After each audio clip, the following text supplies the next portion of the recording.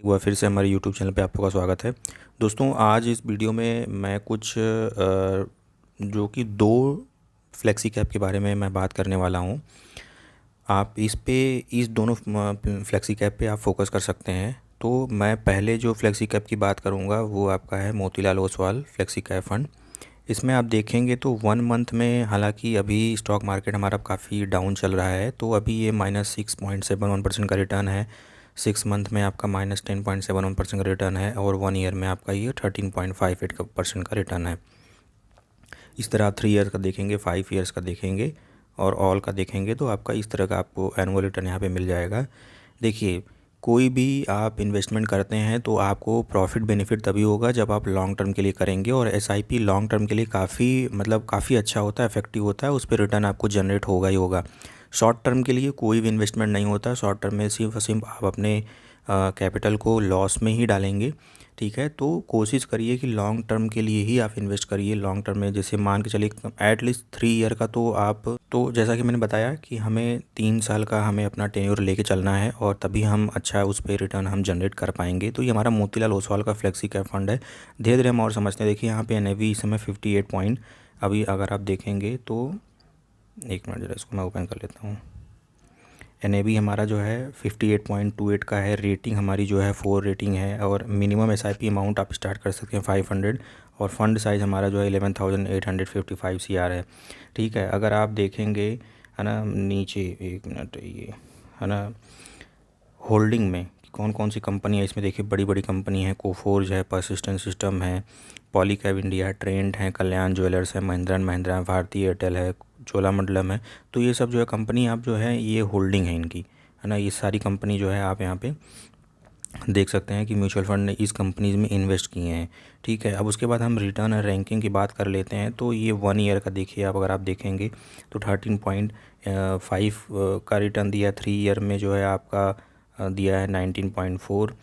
तो इस तरह जो है ये देखिए 5 ईयर में ये इतना है, ऑल में मतलब इतना है। ठीक है, तो कैटेगरी एवरेज में 0.4 का है और 3 ईयर में 12% का है और 5 ईयर मतलब इसके कैटेगरीज़ में, मतलब कैटेगरीज़ में इन्होंने कितना रिटर्न जनरेट करके दिया है। रैंक इन कैटेगरीज़ में देखिए 1 ईयर में पहला रैंक पे है ये।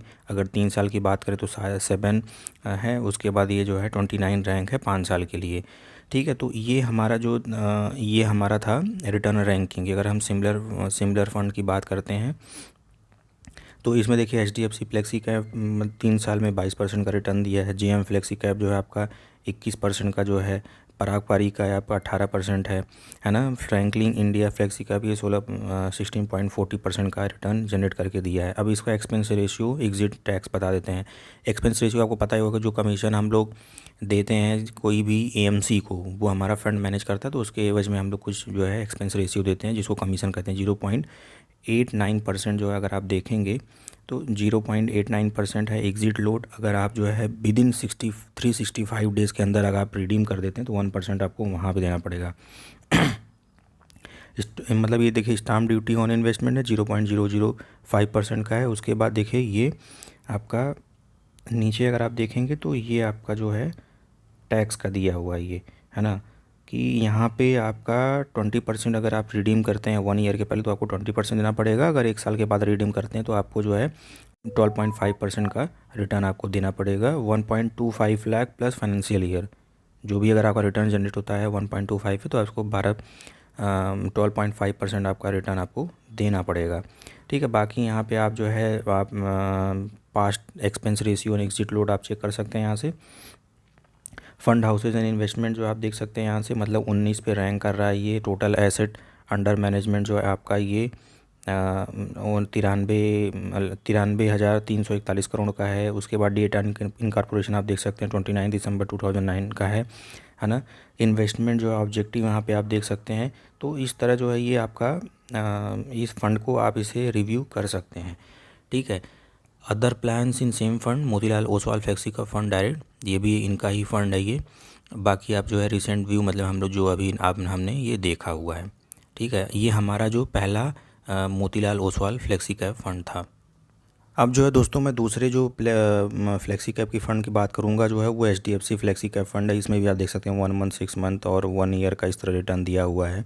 है ना। हमेशा की तरह मैं फिर बोलूँगा कि इन्वेस्टमेंट लॉन्ग टर्म के लिए करेंगे। अभी हमारा मार्केट काफ़ी डाउन चल रहा है ना। और निफ्टी में, सेंसेक्स में काफ़ी गिरावट हुए हैं, क्योंकि कुछ ग्लोबल न्यूज़ का इम्पैक्ट है, कुछ ट्रम्प का टैरिफ का भी जो हम चल रहा है उसका भी ये इम्पैक्ट है।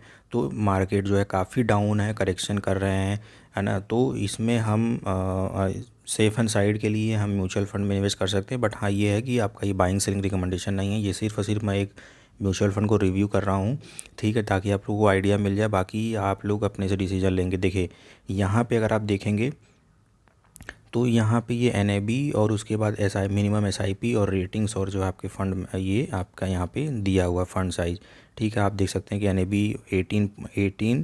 191.69 जो है अभी NAB चल रहा है। रिटर्न एंड कैलकुलेटर यहाँ पे आप कर सकते हैं कि आप 1 ईयर के लिए अगर 20,000 करेंगे तो कितना आपको जो है रिटर्न 10% के हिसाब से 22,000 जनरेट होगा, ठीक है। अगर आप होल्डिंग की बात करेंगे तो यहाँ पे देखिए बैंक में HDFC bank, axis bank, Kotak Mahindra, Maruti, SBI, इन सब बड़े बड़े कंपनीज़ में इन्होंने ये इन्वेस्ट किया है ये, ठीक है।